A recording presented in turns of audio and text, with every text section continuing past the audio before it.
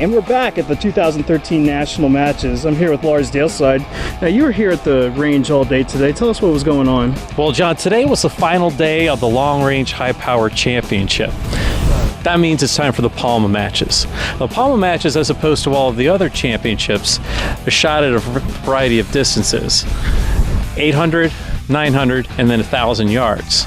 They also shoot 15 shots instead of 20, and they're given 22 minutes to shoot it instead of 30. And I know it doesn't sound like all that much, but that difference can be huge to an individual shooter.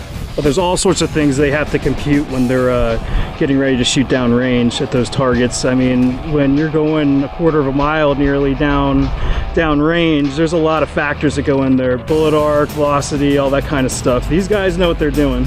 Oh yeah, definitely, but it can trick up the best shooter out there. You have the wind that's going to be blowing at different stages here and there, and you can hear that right now in our microphones probably. And the sun, it's coming out, it's beautiful, but as you can see behind, there are clouds, so that comes into play because it changes the overall look of what your bullet is going to be able to do, what the wind is doing while it's going down range, and then how it's going to find target. There were people that were near perfect going into 1,000 yards today.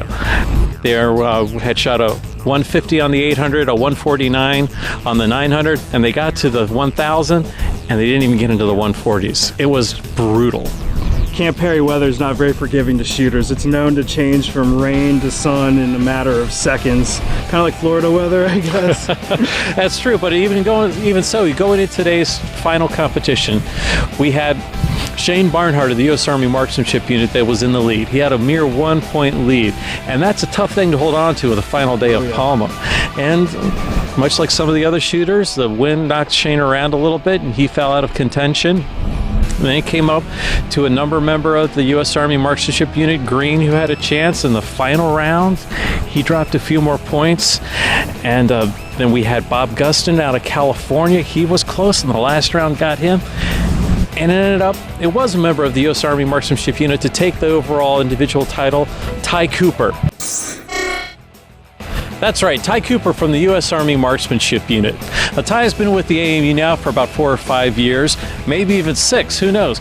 He's always been close here at Camp Perry, never able to break it up into the top overall spot.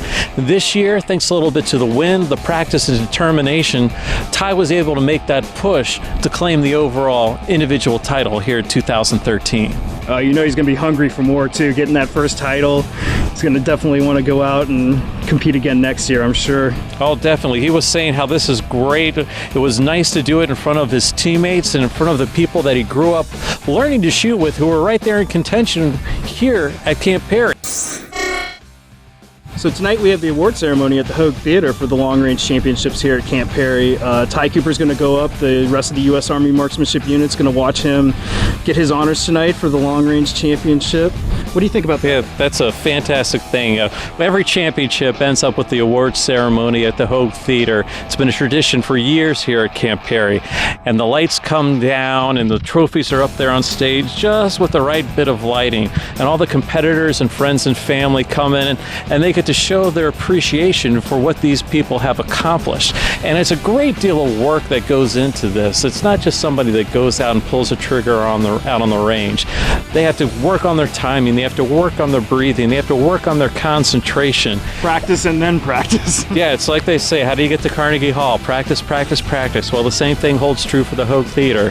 And tonight, Ty is going to be able to step up on stage and receive the recognition for all this work that he's been putting in since he was 14 years old.